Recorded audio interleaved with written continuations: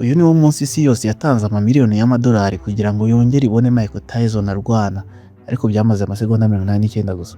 Nyuma y'imyaka irenga ine adakina umukino w'iteramakofi, imyaka 3 amaze muri gereza, isi yose yari ifite ikibazo kimwe gusa: ese Mike Tyson yari akikomeye nka mbere?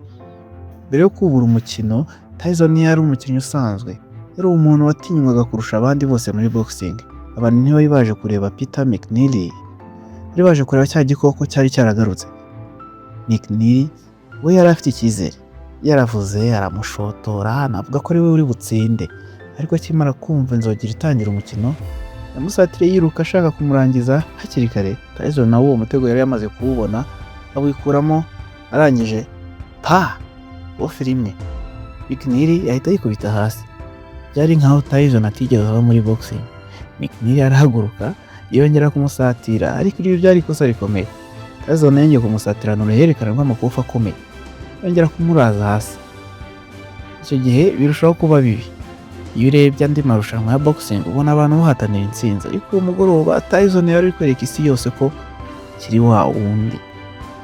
Abari mu mfuruka ya McNeely babonye ko gukomeza byari ugushyira ubuzima bwe mu kaga, binjira mu kibuga bahagarika umukino. Byari birangiye amasegonda 89 gusa. Isi yari imaze imyaka itegereje kugaruka kwa Mike Tyson, ariko byafashe umunota umwe n'amasegonda 29 gusa kugira ngo yongere yibutse buri wese impamvu bamutinya: Mike Tyson.